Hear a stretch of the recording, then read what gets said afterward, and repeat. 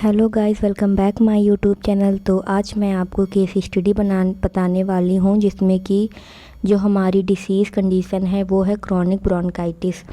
तो case study में सबसे पहले प्रोफाइल ऑफ द पेशेंट आती है जिसमें कि आइडेंटिफिकेशन डाटा होता है, जिसमें पेशेंट का नाम होता है, उसको वो कब उसने एडमिशन लिया हॉस्पिटल में वो होता है, हॉस्पिटल का नेम होता है, डायग्नोसिस होती है और जिस डॉक्टर से वो कंसल्ट कराता है उस डॉक्टर का नाम होता है। उसके बाद प्रेजेंट चीफ कंप्लेंट्स आती हैं जिसमें कि देखा जाता है कि पेशेंट को कौन सी प्रेजेंट टाइम में प्रॉब्लम्स हो रही हैं। उसके बाद हमारा फैमिली हिस्ट्री आता है। फैमिली हिस्ट्री में देखा जाता है कि फैमिली में कितने मेम्बर्स हैं, उनके अकॉर्डिंग फैमिली का चार्ट बनाया जाता है, उसी के अकॉर्डिंग फैमिली ट्री भी बनता है और ये देखा जाता है कि फैमिली किस टाइप की है। उसके बाद हमारा इन्वायरमेंटल हिस्ट्री आता है। उसके बाद सोशो इकोनॉमिक स्टेटस आता है। उसके बाद न्यूट्रिशन स्टेटस में ये देखा जाता है कि पेशेंट किस टाइप की डाइट को कंज्यूम कर रहा है। उसके बाद हमारी अदर हैबिट्स आती हैं। फिर हिस्ट्री इलनेस देखी जाती है। हिस्ट्री इलनेस में ये होता है जैसे कि देखा जाता है कि जो पास्ट मेडिकल हिस्ट्री पेशेंट की देखी जाती है, पास्ट सर्जिकल हिस्ट्री देखी जाती है और प्रेजेंट मेडिकल हिस्ट्री भी देखी जाती है और प्रेजेंट सर्जिकल हिस्ट्री देखी जाती है। उसके बाद हमारी पर्सनल हिस्ट्री आती है। पर्सनल हिस्ट्री में भी ये देखा जाता है कि पर्सनल की क्या क्या वो कैसी उसकी एक्टिविटीज़ हैं, वो क्या कर रहा है। उसके बाद हमारा वाइटल साइन आता है जिसमें कि temperature, pulse, respiration, blood and oxygen level check किया जाता है। उसके बाद इन्वेस्टिगेशन आता है। इन्वेस्टिगेशन चार्ट बनाना पड़ता है, वो हमारे डिसीज़ के अकॉर्डिंग बनाया जाता है। उसके बाद हमारा मेडिकेशन चार्ट आता है। मेडिकेशन चार्ट उस डिसीज़ के अकॉर्डिंग मेडिसिन को उसमें लिखा जाता है, उसके contra indication, mechanism of action, route, dose, side effects, medicine के बारे में पूरी डिस्क्रिप्शन लिखा जाता है। उसके बाद हमारा फिजिकल एग्जामिनेशन आता है जिसमें कि जनरल अपीयरेंस आता है, मेंटल स्टेटस आता है, posture, height and weight, head and face, ears, patient की eyes, mouth and pharynx, neck, chest, ये सब कुछ देखा जाता है।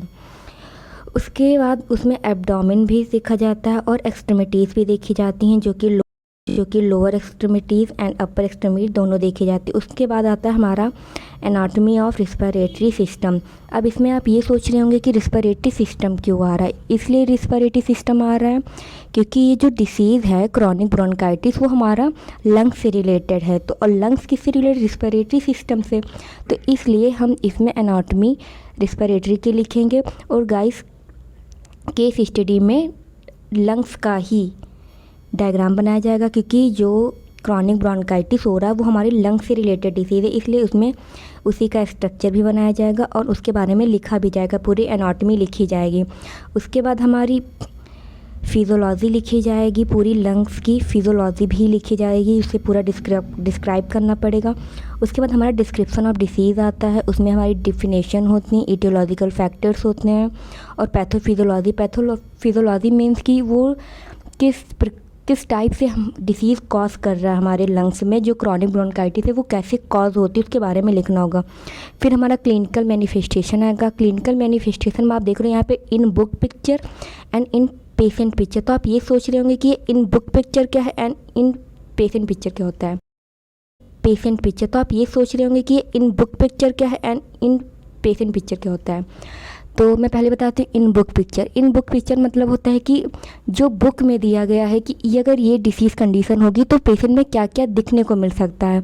और इन पेशेंट पिक्चर का मीन्स है कि हमें पेशेंट में इन्वेस्टिगेशन करने के बाद या डायग्नोस्टिक इवेल्युएशन करने के बाद कि हमें उसमें कौन कौन सी कंडीशंस देखने को मिली हैं, उसे क्लिनिकल मैनिफेस्टेशन कहते हैं। और डायग्नोस्टिक इवेल्युएशन कि हमने कौन कौन से डायग्नोस किए हैं उस डिसीज़ के बारे में जानने के लिए। फिर हमारा मैनेजमेंट आता है जिसमें कि सबसे पहले मेडिकल मैनेजमेंट आता है, फिर अदर मैनेजमेंट होते हैं, फिर सर्जिकल मैनेजमेंट भी होता है।